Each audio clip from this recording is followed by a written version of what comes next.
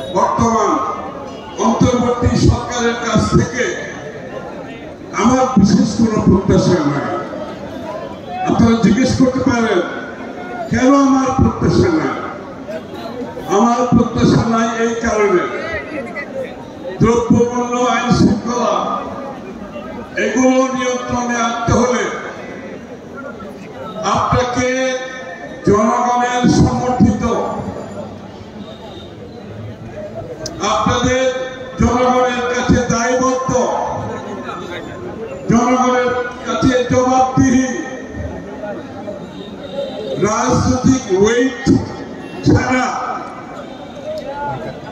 এইসব এই ধরনের সরকারের পক্ষে সমাধান করা সম্ভব নয়। এটা সম্ভব হবে জনগণের সমর্থিত একটি নির্বাচিত সরকারের পক্ষে, যাদের রাজনৈতিক ওয়েট আছে, রাজনৈতিক সমর্থন আছে, জনগণের সমর্থন আছে, এবং সেই সরকারের যদি সদিচ্ছা থাকে, যেটা আমরা বিএনপির বিগত দিনে দ্রব্যমূল্যের ব্যাপারে দেখেছি, বিএনপি সরকারের বিগত দিনে আইন শৃঙ্খলার ব্যাপারে দেখেছি, কিন্তু শেখ হাসিনার সময় দেখি নাই। কেন দেখি নাই? শেখ হাসিনা নির্বাচিত ছিল না, সেই কারণে শেখ হাসিনার সময় দ্রব্যমূল্য নিয়ন্ত্রণের বাইরে চলে গিয়েছে। আইন শৃঙ্খলা বলতে তার কিছু ছিল না, এটা বলার দরকার নাই। খুন, গুম, হত্যা, মিথ্যা মামলা এগুলো তো অব্যাহত ছিল। সুতরাং জনগণের দ্বারা একটি নিরপেক্ষ নির্বাচনের মাধ্যমে নির্বাচিত সরকার ব্যতীত এই ধরনের সমস্যার সমাধান সহজ হবে না। যেই সরকার জনগণের কাছে দায়বদ্ধ থাকবে না, জনগণের কাছে জবাবদিহি থাকবে না, যেই সরকারের এমপি মন্ত্রীরা, সেই দলের নেতা কর্মীরা প্রতিদিন প্রতিনিয়ত জনগণের কাছে জবাবদিহি থাকতে হবে।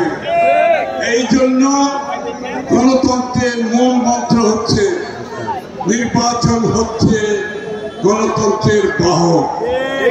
এই জুলাই আগস্টের আন্দোলনে সবচেয়ে বেশি মৃত্যুবরণ করেছে বিএনপি নেতা, সবচেয়ে বেশি নেতা কর্মীরা জেলে গিয়েছে।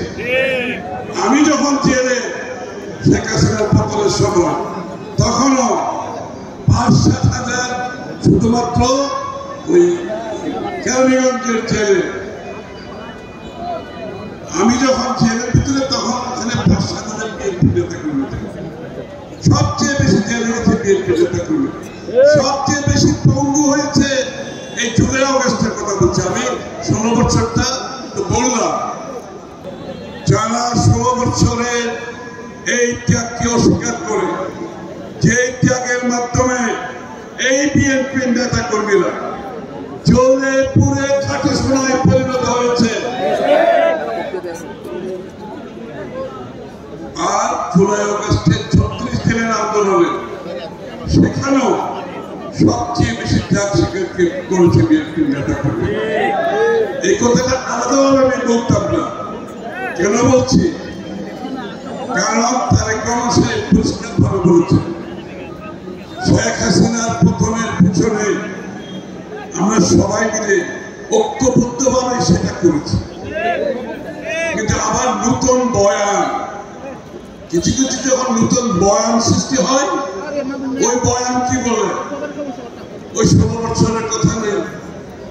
আর ওই বয়ানে ৩৬ দিনে বিএনপির নেতা কর্মীদের অবদানের কোনো কথা নাই। ওই বয়ানে কিছু ছাত্র নেতা কথাবার্তায় মনে হয় তারা পুরো আন্দোলনটাকে হাইজ্যাক করে নিয়ে গেছে।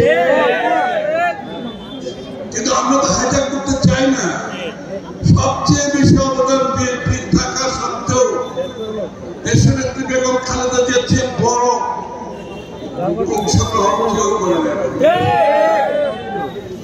তারেক রহমান থেকে বেশি অবদান কার রয়েছে, যিনি সমস্ত বাংলাদেশকে একত্রিত করে এই আন্দোলনকে সফল পরিণতির মাধ্যমে শেখ হাসিনার পতন ঘটিয়েছে।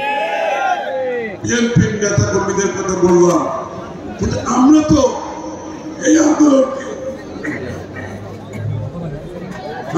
আন্দোলনকে হাইজ্যাক করতে চাই না। আমরা এখনো বলছি এই আন্দোলনের সফলতা বাংলাদেশের মানুষের সফলতা, এই আন্দোলনের অবদান বাংলাদেশের মানুষের অবদান। এই আন্দোলনের কারণ ছিল একটি গণতান্ত্রিক অর্ডার বাংলাদেশে ফিরিয়ে আনা। আজকে সেই মুহূর্তে আমরা দাঁড়িয়ে আছি, সেই মুহূর্তের সম্মুখীন হয়েছি, কিন্তু আমরা যা দেখতে পাচ্ছি সেটা ভালো লক্ষণ নয়। ওই যারা আন্দোলনকে হাইজ্যাক করেছে তাদের সাথে আবার কিছু লোকজন যারা আগামী নির্বাচনে জনগণের উপর রাস্তা রাখতে পারছে, জনগণের উপর বিশ্বাস রাখতে পারছে, আসলে কতটুকু গণতন্ত্রে বিশ্বাস করবে সেটাও সন্দেহজনক। এবং তাদের সাথে সাথে আজকে যেটা সরকার আছে সেটা আমাদের সকলের সমর্থন সরকার। আমরা সবাই মিলে এই অভ্যন্তরীণ এই অন্তর্বর্তীকালীন সময়ে আমরা এই সরকার গঠনকে সমর্থন দিয়েছি, যাতে করে স্বৈরাচার ফ্যাসিস্টের পতনের পরে বাংলাদেশে গণতান্ত্রিক অর্ডার ফিরিয়ে আসার জন্য একটি সাময়িক সরকার দরকার, যারা এই প্রক্রিয়াকে ত্বরান্বিত করে একটি সুষ্ঠু নির্বাচনের মাধ্যমে শান্তিপূর্ণভাবে আগামী দিনের নির্বাচিত সরকারের হাতে ক্ষমতা তুলে দেবে। কিন্তু সেইখানে এই সরকারের মধ্যে জনগণ যদি তাদের কার্যক্রমে তাদের নিরপেক্ষতার বিষয়ে জনগণের মনে যদি কোনো সন্দেহের উদ্রেক ঘটে, সেই দায়িত্ব তাদেরকে দিতে হবে। জনগণ যদি তাদের উপর আস্থা হারিয়ে ফেলে, সেই দায়িত্ব তাদেরকে নিতে হবে।